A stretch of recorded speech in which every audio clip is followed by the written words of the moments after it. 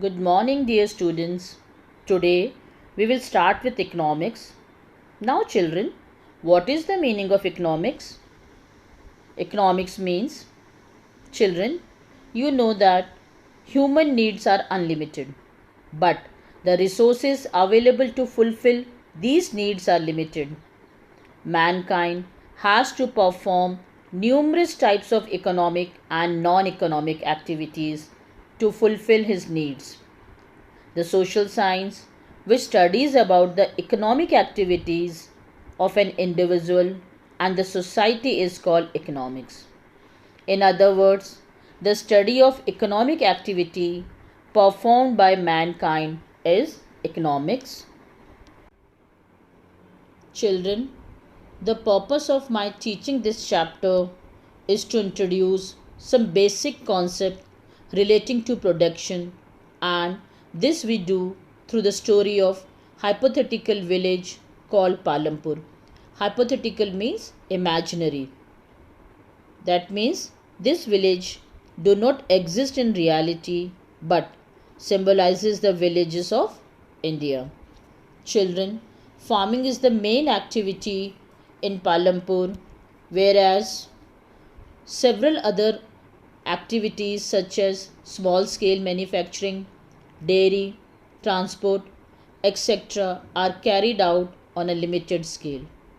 These production activities need various types of resources: natural resource, man made items, human efforts, money, etc.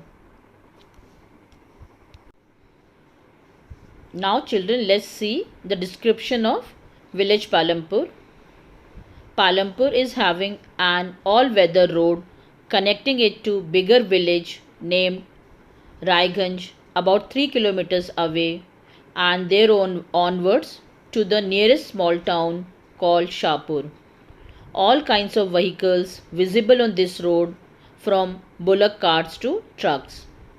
Children, out of 450 families living in Palampur, about 80 upper caste families own the majority of land and have large and well constructed permanent houses. The SCs or Dalits in the village comprises about 150 families and are landless laborers. They live in one corner of the village in a smaller house, some of which are poorly constructed. Children, since electricity came early in Palampur, most of the houses in the villages have electric connections. Electricity powers the tube wells used for irrigating crops.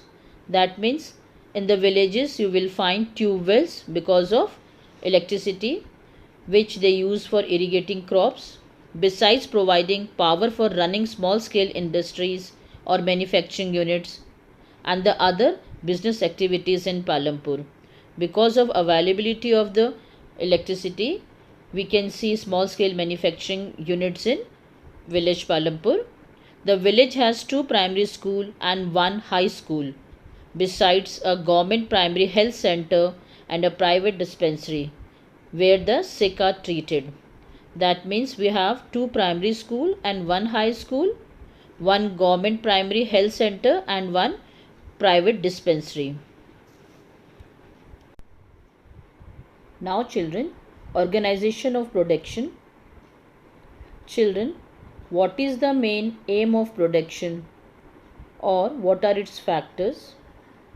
Children, every production is organized by combining land, labor, physical capital and human capital. The aim of production is to produce the goods and services that we want. Children, there are 4 requirements for the production of goods and services. The first one is land. The second requirement is labor. The third requirement is physical capital, which we divide into two: fixed capital and working capital. And the last is human capital. Now, We will see all these factors of production in detail one by one. Now children, factors of production. The first requirement is land and other natural resources such as water, forest, minerals, etc. Children, you know it is a passive factor of production. It requires human efforts to make it a productive resource. No activity can take place in the absence of land, and it is the base of all human activities. The second one is labor. The second requirement is labor, that is, people who will do the work. Some production activities requires highly educated workers to perform the necessary task. The other activity requires workers who can do manual work. Each worker is providing the labor necessary for the production. Now children, the third requirement is physical capital.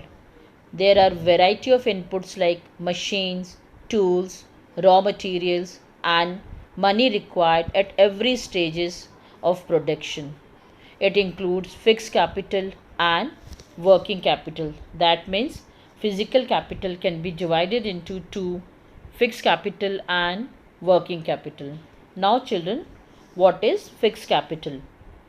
Tools and machines range from very simple tools such as farmer's plow to sophisticated machines such as generators, turbines, computers, etc. Tools, machines, building can be used in production over many years, and we call it as a fixed capital. And the next one is working capital, raw material and money in hand. Production requires a variety of raw material such as yarn used by weavers and the clay used by the potters. Also, some money is always required during production to make payments and buy other necessary items. Raw materials and money in hands are called working capital. The fourth requirement is human capital. Children, we need knowledge and enterprise to be able to put together land, labor and physical capital and produce an output either to use ourselves or to sell in the market. And we call it as a human capital. Now children, I think organization of production is clear. The main aim of production is to produce the goods and services that we want. And there are four requirements for the production of goods and services. They are land, labor, physical capital and human capital. That's all for today. Thank you and have a nice day.